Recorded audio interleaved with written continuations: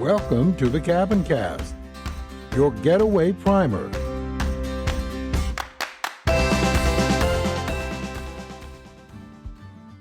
The Cabincast is brought to you by Roughing It in Style. Roughing It in Style's family business was created to supply folks like you with unique furnishings that fit homes where memories are made. And like these memories, their handmade furniture and decor is made to last. They emphasize creative innovation in interior design, cabinet design, and custom furniture. Their designers are available to help you create spaces that are warm, inviting, and fit your unique style. There are 2 locations, one in the Northwoods of Wisconsin, in Harshaw, 10 miles south of Mincoqua, and one out west in Fort Collins, Colorado. Find out more today at roughingitinstyle.com.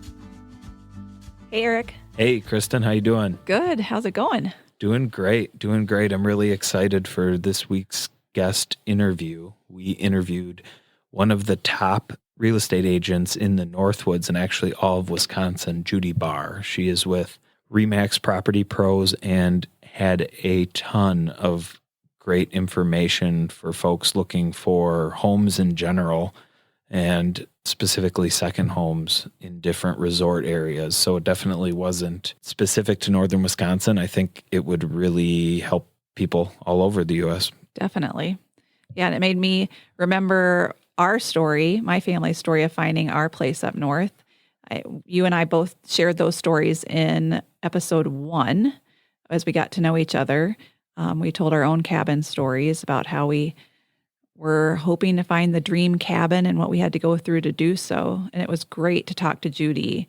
And it would have been good to talk to her beforehand, right. My first attempt at this, thinking I could do it on my own. She had so much good information that people are going to probably even want to get out a pen and paper and take some notes. Yeah, it's definitely a good informational episode for that in general, but also just hearing someone with that much experience in any industry is interesting. Yeah. When they're just like, it's so much knowledge right at their, fingertips, and they know what to do and how to work with a real estate agent no matter where you are. So there's some really good tips and tricks, as they say. Yeah, and I think people are going to have even more questions after listening to the episode. And I bet Judy's somebody that could be one of our experts we could call on. I think that, if listeners have more questions afterward, they could email us or DM us on our socials, and we could call Judy up and get answers to their questions. Yeah, and she already said she'd love to help our listeners out if you guys do have questions. So fire away with That'd be great. I bet you see a lot of people come in Roughing It in Style that have just bought their getaways and they're trying to figure out the next step. Like, what do they do to make it their own? Right. And that is kind of the big question for people is you buy this house. Sometimes in the Northwoods, you can buy them furnished or unfurnished. People have different levels of that. But the steps that you have to take to make it feel like your place above and beyond furnishings, I think a lot of times comes down to the details. Right. The decor. Mm-hmm. The easy ones are, let's get some pictures up right away, buy some cool picture frames, get those memories. I know at our cabin, the first things we did to decorate at my parents', this is their cabin in Tomahawk, Wisconsin. They got all the old fishing photos, all the stuff from when we were little kids. They dug them out of the box and put them up in kind of photo montages of us holding up our first smallmouth bass catch and, someone sleeping on the pontoon boat and, our arms around with the water in the background and all the good memories and the photos go out.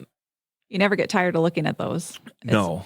It's always great. Yeah, and they're conversation points right away too. Yeah. I think another thing, my dad wrote a poem when my mom's dad passed away, and they had that embroidered and put up as a really neat little detail. Yeah, that is a great idea. Yeah, so maybe we'll share that. That might be something fun that I'll read in a future episode. Yeah, I'd love to see a picture of it too. That would be really cool. We can share it on Instagram and Facebook. Yeah, what kind of things did you guys do to really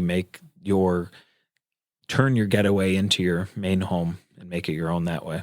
Well, I think one of the things when we ended up moving there full time, because it really was a vacation home, we had to get creative with storage and all the kids sleeping in the bunk room together. Then all of a sudden they were going to be spread out more. And how many kids? 4 of them. 4, yep. And I miss those times of all of them in the bunk room when they were littler. And I loved to read to my kids every night before they went to bed. And so I had a rocking chair in the bunk room and I would read to them.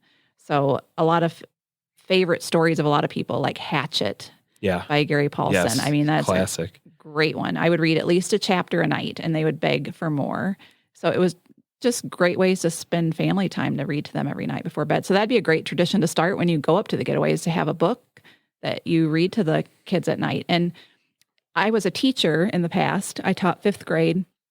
And I want to let people know that even big kids like being read to. So don't be intimidated by your big kids. I like being read to by you, Erik. I think you have a reading for us at some point in a lot of our cabin chats. So, pick out a book and read it to the kids or the family. You could even read it around the campfire. That would be cool too. Yeah, and right now with my little ones, right, my daughter is 6 and I have a 4-year-old boy and a 2-year-old boy. The fight now is who has the best line of sight to the pictures in the book. So I think I'm looking forward to that time when I can just read a chapter book to everybody. Right. And they can use their imagination, because the wrestling that goes on. I can picture getting that the you pictures. have one on each shoulder and they're, we may have to get video of that one. Yeah, with 3, one is always not next to me or my wife. Right. And that's a problem. Whoever isn't in direct line of the the picture book becomes a little grumpy. Right. Yeah. Oh, goodness. Those are just great memories, though. You'll love retelling those. Yeah. And I'm picturing when you're talking about those fishing pictures on the wall at your parents', there might be a debate every single time your family's together over who really did get the biggest fish. Oh, yeah. Like seeing the pictures probably brings up those constant debates. Yeah, I think there was one time in Michigan when we were up in the UP, and they had a thing called the Baitmobile, and it was a bait shop on wheels. It was in like a UPS truck. It sounds kind of brilliant. Yeah, so I think it was, again, this is my memory, so I believe it was blue with big white letters with a hook on it that said the Baitmobile, and it would travel around the UP and stopping at different resorts and different fishing spots, and like the ice cream truck for fishermen. like the ice cream truck for fishermen, or like the the new Meals on Wheels, or the people have those trailers where they serve out of. But they were doing a news story on the Baitmobile, so I got interviewed for the news story.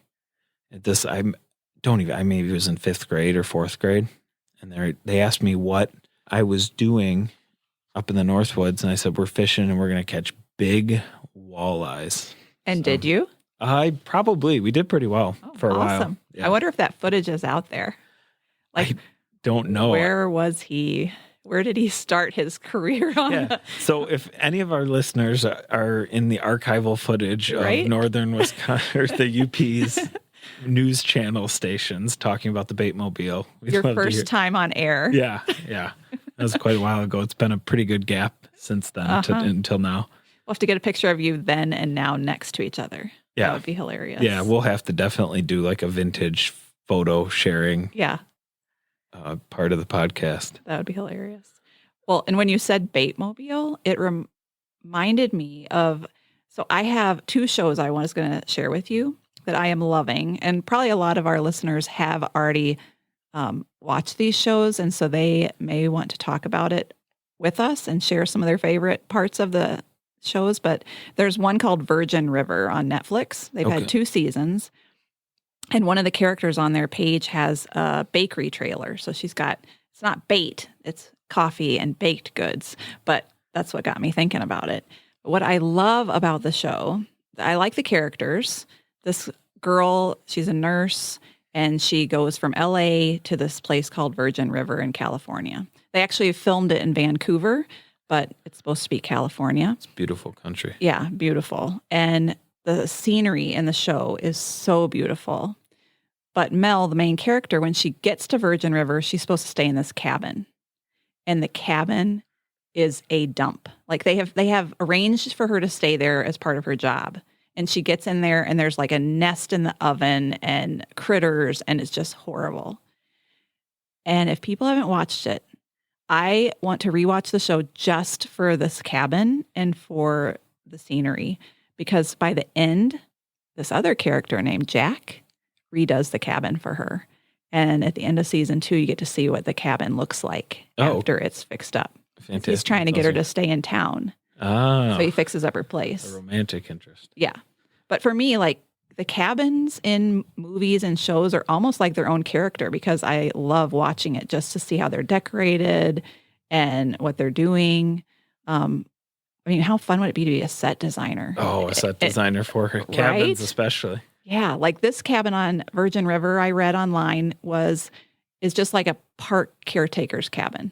So somebody lives in it normally, and they used it on set and fixed it up, or they probably had to wreck it first. Yeah, they did. Fix it back up, right? Yeah. So I recommend Virgin River on Netflix. I thought it was a great show, and I can't wait for season 3. So add that to your list. Yeah, will do. And then also Yellowstone. So Yellowstone I wouldn't recommend it as a family show at all. It's kind of like a Dallas. Remember the show Dallas, or are you too young? I know of it. Yeah. So it's kind of like a Dallas Dynasty, like lots of drama. Yeah. Some violence, some foul language. You know, we could be beeping it out with. We haven't gotten to use that yet. No. Yeah. If anyone ever does swear on the show, we have a loon sound lined up to go over, but I should probably swear just to. I know. We kept waiting for somebody to do it so we could use the loon, and we haven't done it yet. Yeah. So, but it just doesn't flow out of my mouth ever. So, but anyway, it's not a family show, Yellowstone. But the cabin, oh my goodness, on their ranch is so beautiful. And it's actually a real working ranch that, so Yellowstone's, you can watch it on Amazon Prime. And it's actually the Chief Joseph Ranch in Darby, Montana. And you can stay there. You can stay not in the main beautiful house, but some of the other 2 cabins. It's actually booked, I think the website said today, for like the next year because people love it so much. But you can keep on it. We can put a link to the Chief Joseph Ranch. It said on there, though, people can stop and take pictures in front of the sign. But it's got really great history, too, of the cabin. It's 102 years old. And just the way it's decorated, I think, is going to set some trends. And cool. It's so beautiful. So, and this is a super popular show, too. It is. Yeah. 'Cause I've heard amazing things about it, but it's not talked about and like from a critic standpoint. I think it's just maybe not an artsy show, but it's supposed to be fantastic. Yeah, it's really good. It's really entertaining. And I think those of us that love cabins come at it from even a different way because we're looking at the cabins in these shows, Yeah. So we need more of that. More cabins and television, I think, is a good. Hey, that could be our platform, right? More cabins and television shows. Right? Yeah. So if anybody else has any other cabin shows they're loving, send them our way. That would be wonderful. And without further ado, enjoy our interview with Judy Barr from Remax Property Pros.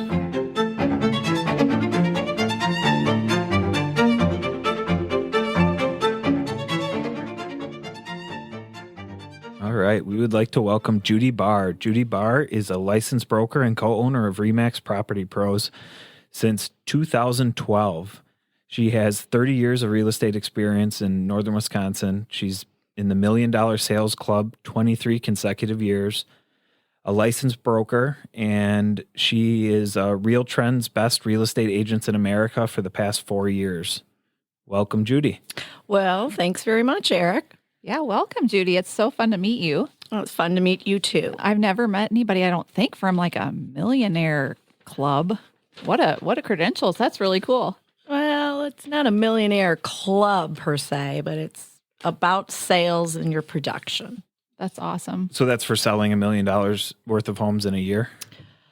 That is the low end. That's the low end. That's the low end. Yeah. $1 million in sales a year or $1 million in sales is roughly in this area, maybe 5 homes. I sell between 70 and 80 homes a year. Okay. Wow. So you have your experience, they would say? Just a little bit. Good. Wow. Good. That's really impressive. So how long have you lived in the Northwoods? I've lived in the Northwoods 25 years. Okay. Where did you grow up? Or how did you get here? Oh, good question. I grew up in Springfield, Illinois, actually, and my parents were from the Medford-Stetsonville area, and their dream was always to come back north, and they did. And I was a sophomore in high school, and they moved to Prentice, Wisconsin. And that is about 45 minutes from here? Yeah. Roughly. Yeah, about west, a little west and a little south, about 45 minutes. So when did real estate come into your life? Real estate was in my life in my early 20s. And then when I moved up to this area, I was licensed in Illinois and then moved up to Eagle River back in 1995 and had some licensing I had to do here to sell and got that done. And here I am, 28 years later, selling the Northwoods. Woohoo! So what's changed then from like when you first started selling around the Northwoods and in Eagle River to now? What are some of the things that you've seen change? Well, I think all of our communities have changed a little bit. I think our communities have grown a little bit more. I think we've got a little gold nugget up here that people are starting to figure out. Mm-hmm. I think one of the best commercials is the Green Bay Packer commercial where it says, "Where's your cabin?" And they said, "Up north." Yeah. So, in my opinion, it's always and going to be a place where people come from either Wisconsin or other parts of the world that have connections in Wisconsin. And how many of the homes that you sell do you think are second homes or primary residences?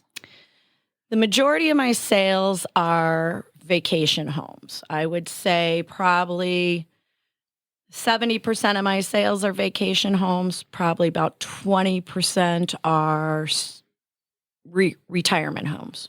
Okay. And sometimes you lob vacation homes and secondary homes into one group. Yeah. Right.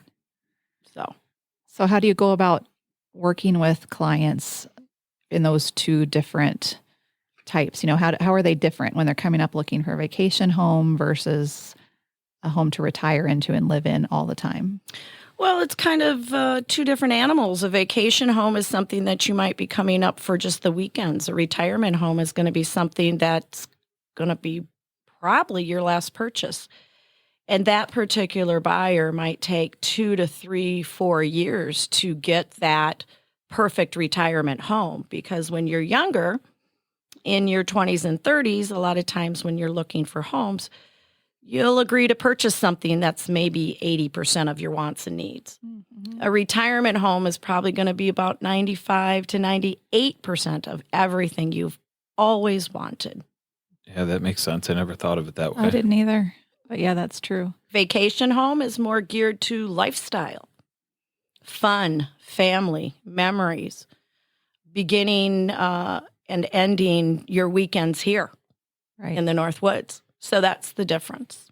So they might not be looking for lots of storage and certain things that somebody's going to live in a house full time is going to be looking for.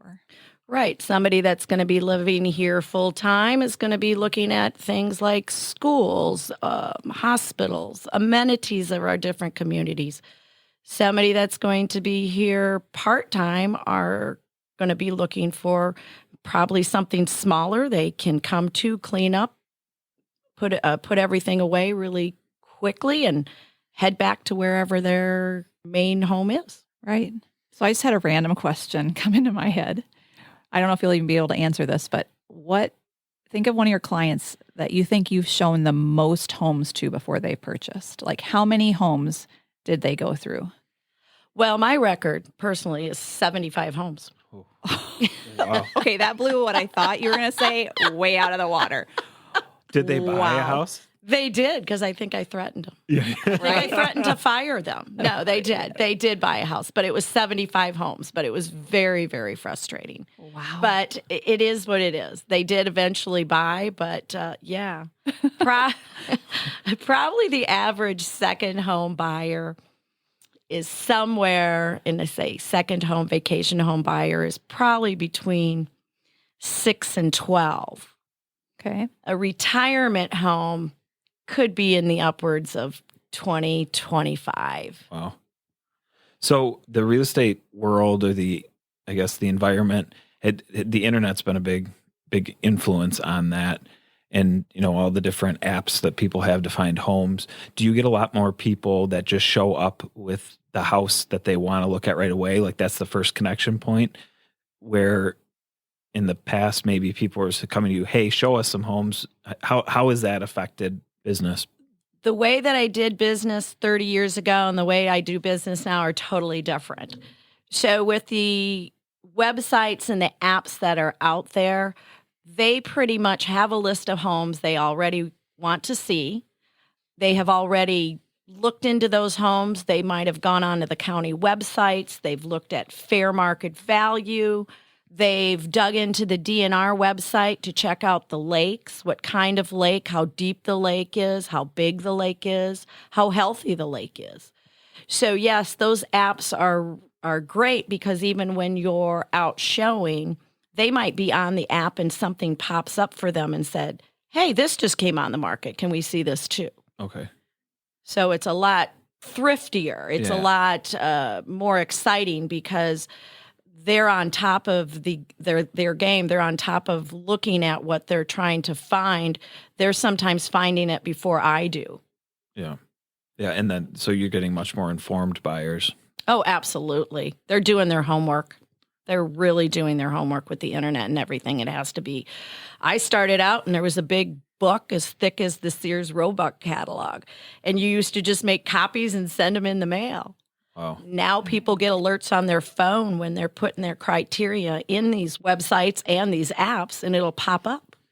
So I have a question on apps, because I guess just to put a caveat out there, Judy is actually my wife's ex-aunt, sort of. Ex-aunt-in-law, I guess you should say it. And she's my real estate agent too. Wait, I need a diagram. Hold on. Yeah, so it gets complicated. And actually, when I was first dating Sam and we got engaged, she made me a handwritten book describing her Irish Catholic family and all the different trees and how complicated it got. So I think that's been passed around actually to would-be suitors to different ladies since then in the family. Personally, I think the family is Irish mafia. Yeah, They won't let me go. Yeah, exactly. Right? Yeah. Exactly. So on the apps, how come some of the apps show different houses and different selections? Do you have to submit a home to the app? Because I'll have to follow multiple apps to see all the houses in the area that are available.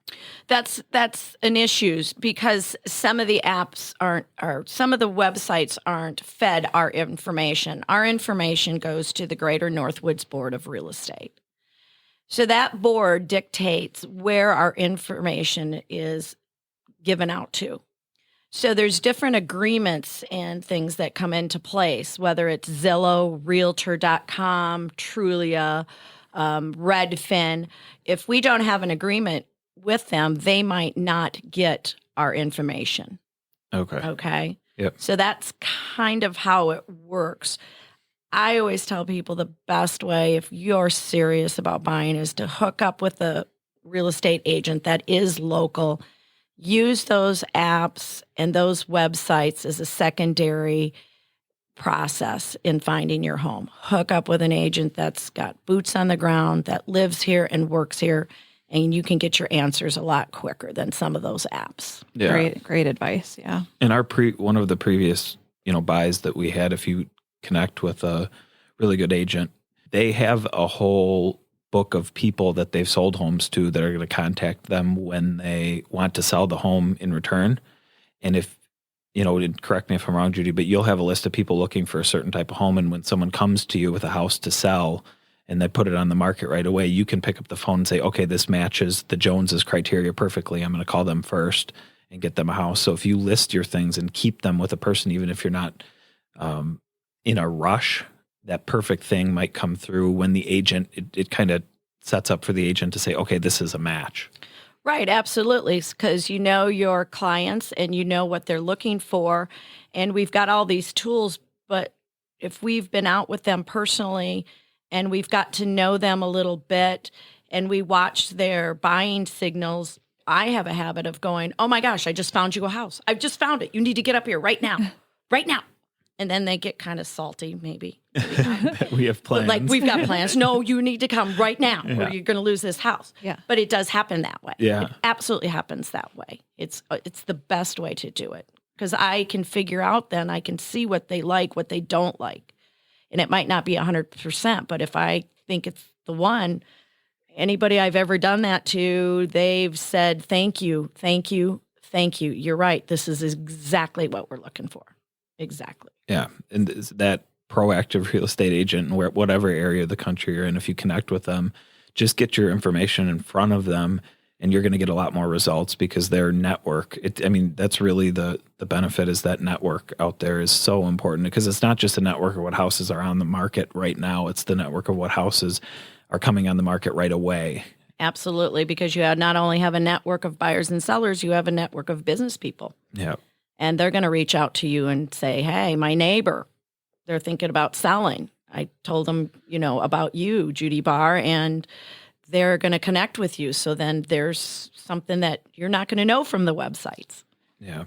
And I think, too, what you said about having somebody who's got boots on the ground. I know when we first started, I shared this in episode 1, looking for a place up north. I just had a picture offline, and I knew it was going to be the house just from the picture. And if I, when I got there, I was like, this is nothing like the picture. So the pictures and the things you see on the website aren't giving you the full story. No, and it's our job to make those pictures look really good. Right? And sometimes you're going to get really mad at us because we've got professional photographers, at least the good agents are using professional photographers and drones to make that property look the best it can.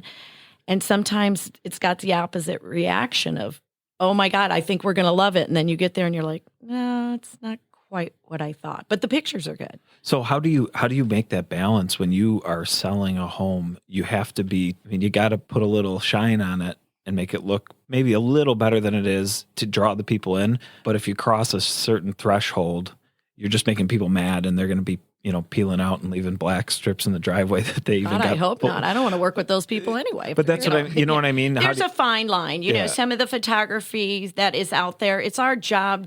A lot of the professional photographers right now are using cameras that are taking a 500 square foot cabin and making it look a lot larger because of the panoramic view. Other times, it's just how they photograph the home where they're like, that doesn't look anything like the pictures, but they're doing some different things with photography that are making these homes look really good. But I get what you're saying and understand that where somebody's like, the pictures are better or nicer than what the home is. And we run across that sometimes. We do. But it is our job to market. And part of marketing is getting people into the houses. Yeah. And sometimes it's a disappointment and sometimes it's spot on. It's just how the world works in real estate. So how do you help people know the difference between a fixer-upper with potential and a potential money pit when you're taking your buyers the old, fixer-upper and the money pit? Yeah. Well, it's kind of like that old sayings, somebody else's trash is someone else's treasure. Mm-hmm. What's a fixer-upper to you might not be a fixer-upper to somebody else. A fixer-upper could be anything from bringing it down to the studs, or a fixer-upper to somebody else might be updating carpet, countertops, bathrooms, kitchens. Yeah, just new paint. New paint, yeah.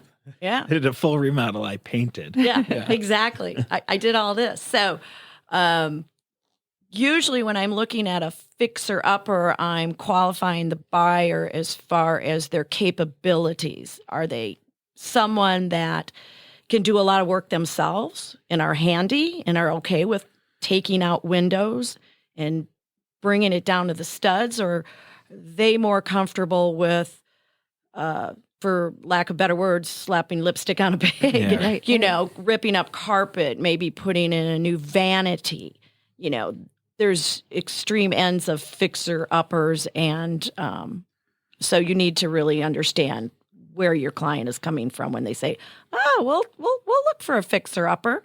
Yeah. Well, do you want the fixer-upper that a bulldozer can fix, or do you want a fixer-upper that you can work with, where sometimes the term is the bones of the house are good. Yep. It was built in a time frame when the houses were built really well. It just needs some updating. That could be a fixer-upper. Yeah. And then people coming up here with the assumption that they're just going to easily find a good contractor. I mean, the good contractors up here, in anywhere, probably in vacation areas where there's not a huge population to draw from, the good guys are booked out pretty far, so it takes some planning. That's probably the best thing you've said, because I stick up for our boys and gals up here that are in contracting, because you can't expect to buy a home in April and have a deck put on for Memorial Day weekend. Right. We just don't have that ability up here. So when I'm talking to folks about what improvements they want to make, I say always look 6 to 9 months out, potentially a year. Start talking about it now, because there's so many different things that come into play with our contractors, and one of the biggest things is our weather up here. Yeah. You know, if we have 2 weeks of rain in summer, that means they're going to be 2 weeks behind probably all summer. So the good contractors will keep in touch with you and say, hey, this is where I'm running. This is what's going on in my life. And, you know, keep that in mind, that you can't buy something in April and have a deck put on in May. Yeah. Right? And the guys that are available to do it, there's a reason. You might want to get some references. Yes. Yeah. And what I've found since moving up here, the best way, because again, if the really good contractors are booked out a year, 2 years, whatever it may be, once you spend time in a community or a neighborhood, there are a lot of really good handymen and people that'll do side work and project work, but you have to meet people and trust people and understand the community you're in to find those type of guys, whether it's somebody's brother. There's people that come up from the cities, you know, down in Madison, Milwaukee, Chicago, and they do work up here when they slow down in the cities, because, you know, they know, hey, bring the boys up to put the roof on. You know, you can stay at our cabin, you know, we'll buy you dinner. And, you know, that's a way to get some good contractors up here, but the good guys up here. And that's another way. I mean, I'm sure you have a book of good contractors as an agent up here. I do. And to be honest with you, the good contractors come from people that I've sold homes to or from. They kind of keep those secret, like a good fishing spot, because if they start to get too busy, then they don't want to take on any more work. Yep. They moved up here for a lifestyle. And the lifestyle doesn't necessarily mean that they want to work 365 days a year, 10, 12 hours a day. They take on the work that they want to take on, and you're going to pay a good dollar for it, but they control their schedules and they control who they want to work for. And those names are sometimes hard to get. Absolutely. They're sometimes hard to get. It also means there's a market for good contractors and electricians and construction workers and people of the trades to come up here and make a business. Exactly. Our trades are suffering. A lot of our trades they're suffering because they can't find the help, because there was a point up here where a lot of our local community and kids went into computers and web design and business and things like that. But now that's the trouble sometimes, is we're trying to get those contractors business, but they can't find the help. So the good ones are like, you know what, I'm going to scale way back. Mm-hmm. Let the big boys take the new stuff, and I'm going to scale back, and it's just going to be me and maybe one other guy to work, and we'll just do the smaller stuff, which is great because that's what's so hard to find, is those good ones at the smaller stuff. So as you have a buyer coming in, a new client, what makes them the perfect person to work with? Like what advice would you give as people are coming up, calling you or another agent to come look at houses? What makes someone wonderful to work with? I think someone wonderful to work with is somebody that's already knows their financial situation. They know what they can spend. They've talked to a lender potentially. They've talked to their financial person potentially. And they know exactly what they can spend. And they also know what they're looking for. They have a list of wants and needs. And they're not so specific that you don't have a lot of inventory to show them. you try to help them narrow their parameters down if they are too specific, because that's less houses to look at. Like if they say, we absolutely have to have 3 bedrooms and 2 baths. Well, would you consider a 2-bedroom if there was room for that 3rd bedroom to be put in somewhere? Those are the kind of buyers that I like, and the buyers that are ready to go within 3 to 6 months. Yeah. Those are the best buyers. But then I also have to work with those that are, they have a picture. They have something in their mind that I have to picture to be able to help them. Sometimes I work with buyers 1, 2, 3, 4 years because that picture is not clear to me, and I've got to keep pecking away at their brain to say, okay, what are we looking for? Yeah. What are you thinking in your mind? And eventually we do that. But the ones right now, with the market being as hot could be, those that are pre-qualified and have already got their financial position in order. It's great. Yeah. So really, like a mindset, if you're a buyer, you want to come up, you want to be optimistic and have a sense of optimism, but be realistic too about what your parameters are. Correct. Yeah. If you get too specific, you're going to have a smaller pool of homes to choose from. Yeah. If you're willing to look outside of the box, you're going to have a little bit bigger pool of homes to choose from.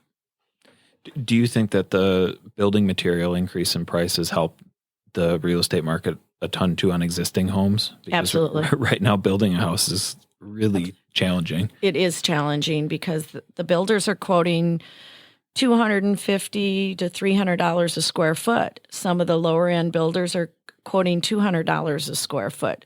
So if you think about 1,000 square foot house, even at the low end, is $200 a square foot, and 1,000 square feet isn't that much. Right. That's $200,000. Yeah. So it is a bit of a challenge. Somebody said to me the other day that they said the building materials have gone up 47%. That's crazy. It's crazy. So a lot of people are trying to say, okay, do we really want to try and build, or do we take what we have and make it work? Does that hurt land sales, just vacant land sales then? The smaller land sales, not so much, but the bigger land sales, yes. Because if you're really looking at a larger lake and the price of the property is $200,000 on up, now you're looking at $400,000 on that 1,000 square foot home. So yes, it can kind of slow that down a little bit, but people are still building. I hear the builders are busy and new permits are being taken out every day. So somebody's got some money, right? Yeah, to spend in the Northwoods, and that's good. Talk about emotions with buyers. We were kind of talking about that before the show. Yeah. Emotions. When you're dealing with emotions, it's hard. Sometimes you've got the excitement of the buyer that wants to just buy it and not really think about it, and you've got to point things out to them sometimes because they might have strayed from their original list of wants and needs. For example, somebody is looking for like a 1,400 to 1,500 square foot house, and it's only 2 of them, and all of a sudden they're looking at a 2,500 to 2,700 square foot house, and they love it, and they're just gaga. And sometimes you have to pull those emotions down and say, wait a minute. It's only the 2 of you. Your family might be only up twice a year. Are you sure you want to go that big? That might not be the best choice for you right now. So, yeah, you're kind of dealing with the emotions of the buyers of excitement. You deal with the emotions of the sellers regarding what their offers are on their home, and if it's too low, and they might not want to negotiate. So it's a balance. It's a balance to get those people together and on the same track. Right. Speaking of balance, talk about couples a little bit. Oh goodness. Yeah. So, because in the furniture store, we have to work with couples all the time, and choices on whether, and just on a couch, you have comfort and you have material and you have the aesthetics of it and you have the features of it, if it's reclining or different things. I can't imagine on a house what some couples, like someone's hung up on this part and the lake frontage is perfect, but the kitchen's really bad, or it has everything, but the garage is really small. How do you work out those details between, a couple so that they can find the right place? Well, I think the biggest job of an agent sometimes is overcoming objections of either the wife or the husband. One of my perfect lines that I've used for many, many years: if you love the land, if you love the lake, we can make the house the way you want it. Okay? So if the kitchen isn't quite as big as the wife would like, we start looking at expanding it. If the garage is only 2-car and the husband wants a pole barn for all the toys, we look for spots for that, on the property. So knowing those zoning rules and regulations of the different counties come in very, very handy. But again, when you're looking, we have to combine lifestyle and the type of house, and then the husband and the wife, and then the kids might come in and have their 2 cents. So it's a balance, more times than none, one or the other will give something up to make the other happy, the spouse happy. Yeah. Like, all right, I'll do without my big pole barn for a couple of years, if we're going to redo the kitchen. Yeah. So that's how you kind of make everybody happy at the same time. You're the negotiator. Yeah. Yes. Yes. And the marriage counselor and the tax advisor, Right? and the septic person and the well guy and the electrician. So another question. So for a lake frontage, how do you find the balance, or how do you rate it? Because when I think of properties and different homes, you have like all these different pieces. It's like the size of the land and the size of the house and how nice the home is. But then, like you mentioned before, how nice the property is. And then in a normal piece of, in New Glarus where I grew up, there's just nice property everywhere. You're not dealing with water, really. Maybe there might be a creek or a cow pond or something. But out here, you can have a beautiful piece of frontage that leads to a small lake. And that might not rate as well as a piece of frontage that's really steep with 100 stairs that goes down to an amazing lake on a big chain. So how do you rate? Because I've seen really expensive homes on tiny, tiny lakes, and really inexpensive homes, but then it might be on a really busy channel, or there's so many different things that go into that. How does that equation work for you when you're working with buyers? When it comes to lakes, there's a lot of variables, and there's a lot of questions that I have to ask. What do you see yourself doing on the lake is one of the first questions that I ask. What do you mean? Well, do you see yourself skiing and tubing? Or do you see yourself kayaking and fishing? Do you see yourself swimming in the lake? Do you see yourself just watching the lake? So those are questions that I ask to kind of help the people, because they've got the vision in their mind that they're trying to get through to me.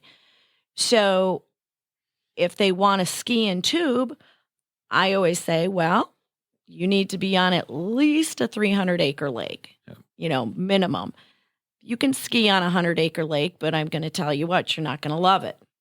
So we kind of go into that type of scenario. Other people, I talk to them, do you want fisherman frontage? Do you want something where you put your little toes in the sand and the grandbabies and can go right off the shoreline? Or is something with maybe not as nice frontage, but the lake is quite spectacular? Would that appeal to you? So again, it's a balance of trying to get in their minds what they're thinking as far as a lake. I've got people that say, I don't want to be on a lake that has any skiing or any jet skiing or boats. I want complete silence. Just nature. Just nature. So then I say, well, probably under 100 acres is going to be what you're going to look for. Or maybe there's just trolling motors on the lake. Do they call it, or no wake? No wake lakes are 60 acres and less. Okay. Where you aren't supposed to have any type of motor on the lake and non-motorized lakes. And then don't they have electric only motors? They do. I mean, you can do that. I mean, once you're on the lake, it's when somebody complains that you get to know your neighbor, right? Lake Yeah. Association. Right. Yeah. So Do you have any tips for finding hidden gems? hidden gems, you've got to hook up with an agent, period. Yeah. You're not going to find them on Zillow. You're not going to find them on Trulia. You're not going to find them on realtor.com because almost every agent has probably got a hidden gem somewhere. Yeah. Every agent. So I'm wanting to get in her brain right now and know what it is. What one does Judy know about right now? And I actually found my hidden gem. Took me 20-something years, but I found my hidden gem. I found a cabin that I finally bought, and I absolutely love it. And I never thought I would get emotional about a piece of real estate because it's something I do every day. And I can honestly say every time I go to that cabin, all my inhibitions are let down, and I am thanking Jesus because I just love it that much. It makes me very happy to hang out there. Yeah, and if you're thinking in the back of your mind, like, oh, I'm looking for all these people, but I'm also sort of kind of looking for the perfect thing for me. That's got to be just like swiping through. Yeah, it is. It is. It's like I've swiped and swiped and swiped for 20-something years and ran into something and finally, did it. And I'm excited that I did it because I've owned it now for 6 years, and that's my getaway place. So it helps me realize what other people are coming here for too, because you can get into that motion of just doing your job, Right. And it's nice to be reminded what people are coming up to the Northwoods for. Yeah. That you want them to have that same feeling that you have when you get to your getaway cabin. Exactly. So one of the things that we always talk about here and kind of end an interview is, what does your best day at the lake at your getaway and your gem that you found look like from the morning to the end of the day? What is a full day and your favorite day, the day you imagine when you're working really hard in the summer and you can't wait to spend a whole day at your place? My favorite day starts with coffee and a little Bailey's out on my pier. I face south, so I look left to watch the sun rise. And I sit there and I have my coffee. Wait, when I was at, you ordered Bailey's with a little coffee, I thought. Yeah. That's what it was. Yeah. Yeah. Bailey's and coffee to start my day. So that's my perfect day, is the sunrise coming up. During the day, just relaxing by the fire or reading on my pier or on my little pontoon boat, throwing a fishing line out and then coming back and maybe having some dinner and then finishing the day off with either a beer or an old-fashioned, watching the sun go down, because now I'm turning right on my pier. Yeah. That is awesome. So that is my perfect day. Fantastic. A little bit of everything to love about being at the lake. Yeah. So if people want to look you up, where can they find you? They can find me at Remax Property Pros. My cell number is 715-891-4918. Like most real estate agents, I live and breathe with my phone on me. Otherwise, you can go to www.judybarpropertypros.com. That will get you directly into our multiple listing system, because that's what my website is. It takes you right to the Greater Northwoods Board of Realtors listings, and you're going to have the latest and the greatest listings. Awesome. Well, thank you so much for joining us. Thanks for having me. And we did want to say there, if any of the listeners out there have questions or just general things they've always wanted to ask someone in real estate, shoot them over to us at getaway@thecabincast.com or on our socials, and we can maybe give Judy a call and get those answered for you. Appreciate the time, Erik. Thank you so much. It was great. Thanks, Judy. Thank you. Bye. Thanks so much for listening to this episode of the Cabincast. You can find details and more information in the show notes on our website at www.thecabincast.com. Be sure to subscribe wherever you listen so you won't miss a single episode. Follow us on your favorite social media channels. You can find us on Instagram, Facebook, and Twitter at The Cabincast. We'd also love to hear from you. We want to hear your getaway and cabin stories. For a chance to have your story featured on an upcoming episode, email us at getaway@thecabincast.com. Until next week, enjoy the journey.